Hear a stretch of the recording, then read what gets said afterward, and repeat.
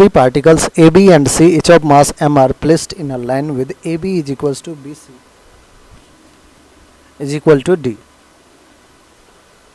Find the gravitational force on a fourth particle P of same mass placed at a distance D from the particle B on the perpendicular bisector of the line AC. देखिए बच्चों, सबसे पहले अपन क्या करते हैं, हमने क्या किया, यहाँ से एक पहले तो लाइन ड्रॉ कर लिया. अब देखिए क्या सब दे रखा है, 3 पार्टिकल है ए बी सी. लेट से एक पार्टिकल ए यहाँ पे है, बी यहाँ पे है और सी पार्टिकल यहाँ पे है. With A B equal to B C equal to D. A B और बी सी दोनों क्या है, डी के इक्वल है, D distance. Find the gravitational force on a fourth particle P of same mass placed at a distance D from the particle B on the पर. देखिए B यहाँ से कह रहा है कि ए सी के परपेंडिकुलर बाइसेक्टर पे डिस्टेंस डी पे एक फोर्थ पार्टिकल है पी, मास भी सेम है, डिस्टेंस डी है बी से on the perpendicular bisector. Perpendicular bisector है, ये एंगल 90 डिग्री, ये भी एंगल 90 डिग्री. पूछा क्या गया है, ग्रेविटेशनल फोर्स कैलकुलेट करना इस फोर्थ पार्टिकल पे. एक पार्टिकल ए, यहाँ पे पार्टिकल बी और ये रहा पार्टिकल सी. चाहे ए हो, बी हो, सी हो या फिर पी हो, सारे पार्टिकल पे जो मास है सारे पार्टिकल का वो क्या है बच्चों, एम है. ठीक है, तो मास क्या है सबका, एम ही मास है. इक्वल मास है तो अपन एम मास ले लेते हैं और दिया भी है इच ऑफ मास एम. हमें फोर्थ पार्टिकल पे जो नेट फोर्स लग रहा है वो फाइंड करना है. तो बच्चों ये ध्यान समझते हैं, अगर ए की वजह से देखो तो यहाँ जो पी पे पार्टिकल है उसको ये अपनी तरफ क्या करेगा, अट्रैक्ट करेगा.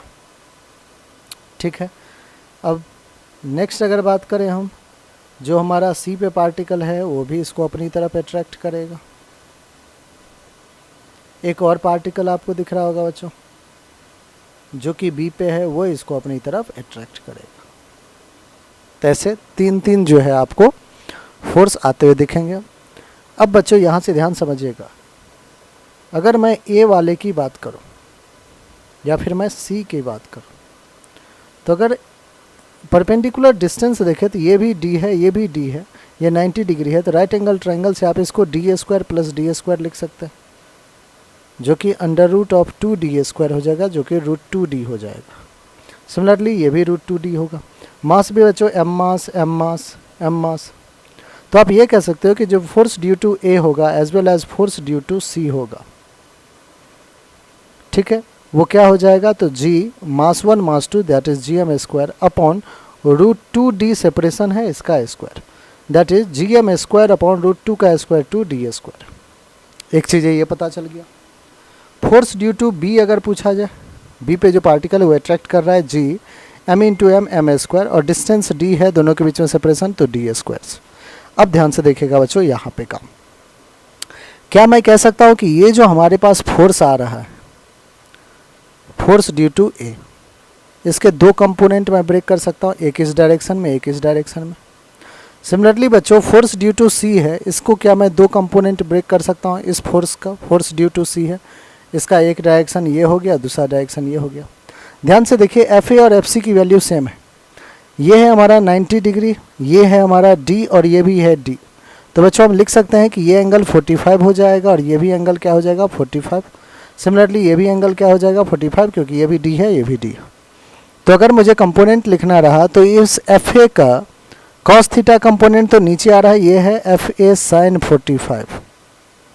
सिमिलरली बच्चों ये एफ सी का ये कॉस थीटा वाला कंपोनेंट नीचे, ये है एफ सी साइन 45. आपने कहा एफ ए और एफ सी इक्वल है, साइन 45 साइन 45, तो ये दोनों एक दूसरे को क्या कर रहा है बच्चों, अपोजिट डायरेक्शन में कैंसिल कर रहा है. तो अगर आप देखें नेट फोर्स नेट जो होगा बच्चों वो एफ ए का cos 45 component plus F C का cos 45 component plus F B force हो जाएगा.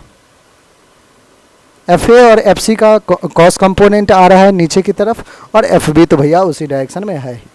तो हमें नेट फोर्स निकालना था, इसलिए हमें रिजल्टेंट लिखना पड़ा. अब बच्चों एफ ए और एफ सी दोनों का वैल्यू सेम है, तो 2 cos मतलब लिख सकते हैं 2 times of F A cos 45. जब एफ ए और एफ सी सेम ही है तो एफ ए और एफ ए कर लीजिए, 2 एफ ए कॉस 45 प्लस का एफ बी. चलिए वैल्यू पुट करते हैं 2, एफ ए की वैल्यू कितना है gm² upon 2d², cos 45 1 upon √2, F B का वैल्यू कितना है gm² अपॉन d²। ठीक है, 2 ने 2 को भी कैंसिल आउट कर दिया, gm² अपॉन d² बच्चों कॉमन ले लीजिए, gm² अपॉन d² कॉमन ले लिया, बच गया 1 + 1 अपॉन √2। और डायरेक्शन किधर होगा इस नेट फोर्स का, towards particle of mass B. तो जो आंसर आ रहा है बच्चों वो आ रहा है F net is gm² upon d² 1 + 1 upon √2। Direction किधर होगा, टुवर्ड्स मास बी। डायरेक्शन क्या होगा, direction is towards mass B, जो बी पे मास रखा है उसके तरफ डायरेक्शन है। तो मैग्नीट्यूड और डायरेक्शन दोनों आ चुका है, फोर्स है तो ऐसा यूनिट क्या हो जाएगा, न्यूटन हो जाएगा। ठीक है बच्चों।